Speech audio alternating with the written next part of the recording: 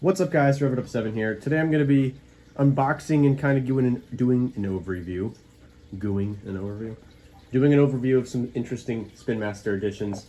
I classify as a casual Spin Master and Monster Jam collector, but not super casual. Like if I see something that catches my eye that they haven't done before, especially like fantasy castings that aren't super goofy, I pick it up because that's what I did when I was a kid. I'm not just getting Gravediggers or getting El Toro Locos, but I'm also not one of the people that's bidding on them on Facebook and stuff like that. So I'm not like a super collector where I got everything.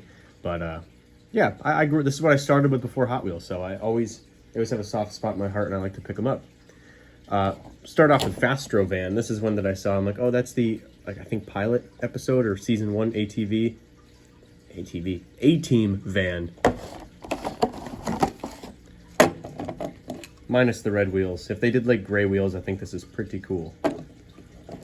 But it's even got the lightning bolt, or that's kind of like what that icon is. It is going up the back cut like the spoiler of the A-Team van. So there's definitely some inspiration here. And then you have this ugly red spare tire on the front. But it's still cool. It's a big matte gray heavy van body. The stance is a little bit odd. The body sits a little high and forward, but overall I like it. Fastro van. It's not a Chevy Astro van. Next up, another weird thing that caught my eye was this Night Storm like Predator looking truck, but with a 3D body. I like the late 2000s purple and blue like aggressive remodel and like rebrand that Predator did. Alan Pizzo. I didn't even notice this had gray wheels. And if they kept Predator going and then did like the 3D treatment, I think this is what it would look like.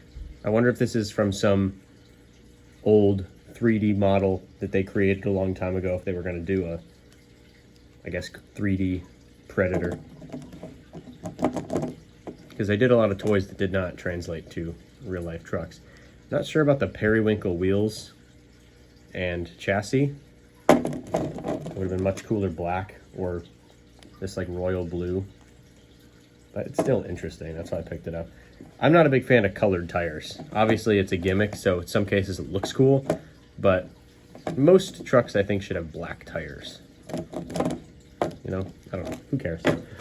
Speaking of tires, I like that Spin Master does these smaller wheels on some of their classic trucks or on throwback stuff. They remind me of the original Hot Wheels Monster Jam trucks with the smaller tires and wheels for like the first 3 years.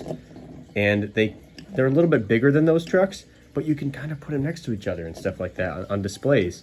And especially with, I love this, with this Grandma Gravedigger, I could put this next to my Goldberg truck or my Team Ments truck, even though this is, I think, predates those by about 10 years, but I don't know, it's from an earlier 20-year like span.